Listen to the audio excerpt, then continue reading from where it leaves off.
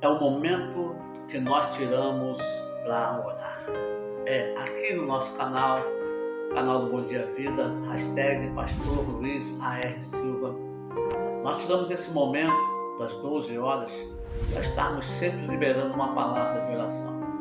Quero também deixar um recado para você, lembrando que segunda-feira agora, próxima segunda-feira, dia 11, dia 11, nós vamos estar com uma live às 20 horas pelo Facebook Luiz Augusto, nossa comunidade lá, liberando uma palavra para você. Tivemos uma live agora essa semana, no dia 4, foi maravilhosa, uma palavra tremenda.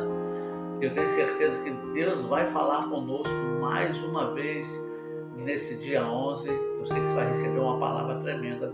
Eu também vou estar orando por você nesse dia. É o momento que você pode entrar ao vivo, pode estar participando com a gente, pode estar ali na hora que a gente está falando, pregando, colocando o teu nome, pedido de oração, deixando seu comentário, sabe? A gente costuma fazer pelo Facebook e pelo nosso canal do YouTube. Isso eu tenho certeza, amado, vai ser uma bênção. Dia 11, 20 horas, marque na sua agenda. Amém? Escute, quando nós falamos de oração, às vezes nós colocamos muito empecilho, impedimento para orar. Muitas dificuldades. Nós reconhecemos a necessidade. Reconhecer a necessidade de orar é uma coisa. Glória a Deus por isso, que a gente reconhece. Mas tornar esse reconhecimento num ato, orando, é outra coisa totalmente diferente. E quantas vezes a gente reconhece essa necessidade, mas a gente não coloca em prática, a gente não realiza, não torna realidade, porque a gente acha que o lugar não é aquele, a gente acha que o momento não é aquele, fica só com o reconhecimento da necessidade, e muitas das vezes acham que não são dignos de estar orando e falando com Deus. Deixa eu te fazer uma pergunta: quem é então? Quem é digno? Tudo é pela graça, a porta foi aberta pela graça. A porta é Jesus, ela está aberta e eu e você podemos entrar por ela e pela fé temos ousadia para clamar e falar com o Pai. Deus é o teu Pai, o teu Criador, e Ele está pronto para ouvir a tua voz, inclinar o ouvido para você e atender a tua oração. Você precisa orar. Você precisa ter a consciência, e esse ato de orar tem que ser algo tão normal como respirar. Você não faz força para respirar. Se você fizer força para respirar, você está doente. Alguma coisa no seu aparelho respiratório não está funcionando bem, que você tem que fazer força para respirar. Se você está fazendo força para orar, meu amado, alguma coisa está errada na sua vida espiritual, porque o orar deve ser algo natural que acontece em nós, porque é a respiração espiritual da nossa vida espiritual. Amém?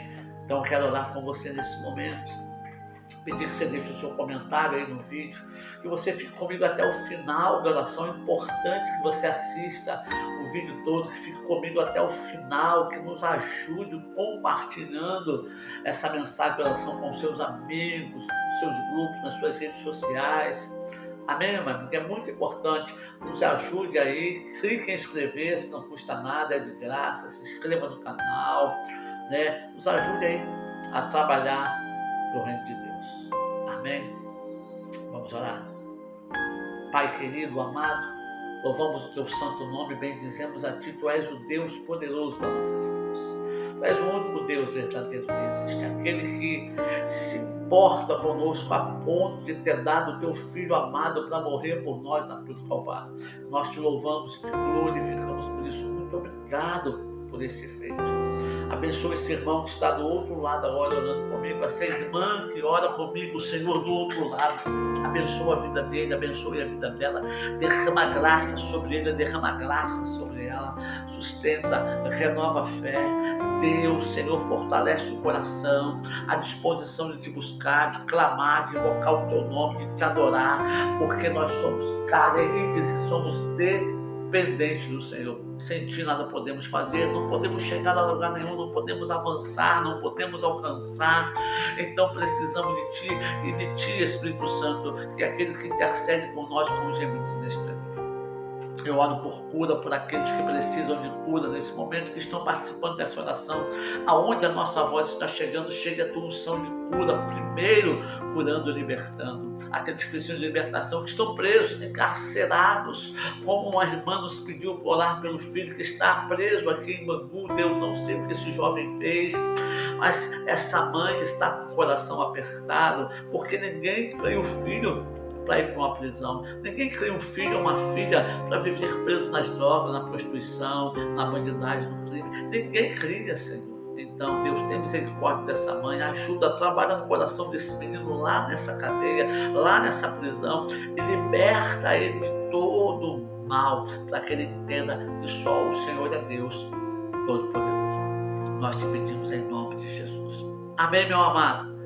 Glória a Deus. Deixa eu falar uma coisa para você. Você vai começar a ver algumas pessoas diferentes aqui no canal orando.